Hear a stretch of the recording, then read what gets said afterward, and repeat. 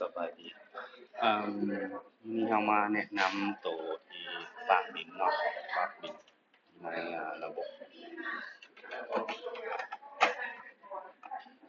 วิธีทำบินเนาะเขาก็ไปอยู่ที่หลังบ้านคือเว็บไซต์เขาเนาะเข้ามาที่ตัวนี้เป็นภาษาลาวให้กัน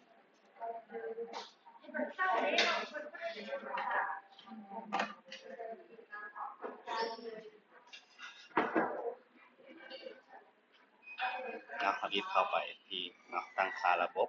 เข้าไปที่ซื้อขายสินค้าแล้วเลื่อนลงมาลงกดแก้ไขก่อนเนาะแก้ไขก่อนแล้วตัวนี้คลิกใส่อนุมัติอาหารที่ว่าได้ขายแล้วกดบันทึกโอเคต่อไปเอามาเบิ่งหน้าบ้านเข้าฟังก์ชันตัวนี้เนาะเพื่อจะฝากบินเนาะในไอเทมตัวนี้ชื่อลูกค้าเป็นผู้ใดสมมติว่าเป็นไอเทมตัวนี้เนาะจำนวนรายการเมนูเราสามารถเลือกเอาอีเมลเลย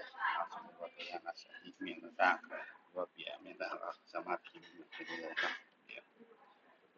สมมติเราโก้เนาะที่ว่าเรากินนิวเวิร์ดเราก็สามารถพิมพ์จำนวน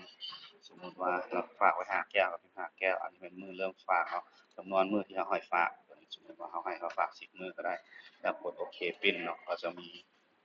รายละเอียดตัวนี้เรายังไม่ได้ตั้งค่าพิมพ์เตอร์ด้วยเนาะแต่ว่าถ้าเราตั้งค่าพิมพ์เตอร์แล้วมันจะมีปิ้นใบบินแล้วเราก็เซ็นไม่อยากให้ลูกค้าเนาะแล้วในกรณีที่ว่าเรามาเอาเราก็สามารถเข้าโปรแกรมเก่าเหมือนกันเนาะก็จะมีตัวนี้เราสามารถอัปเดตสถานะเราได้นะโอเคว่าคือเรามาเอาแล้วหรือว่าเมื่ออายุเนาะสมมติเรามาเอาแล้วกดตัวนี้กดโอเคกดตกลงหรือว่ากดปิ้นใบเสร็จสินค้าก็ได้ครับตกลงแล้วกรณีเขาอยากลึกมันก็จะมีปุ่มตัวลึกตัวนี้นะอันนี้เขาอยากกดคลิกแยกเพื่อการ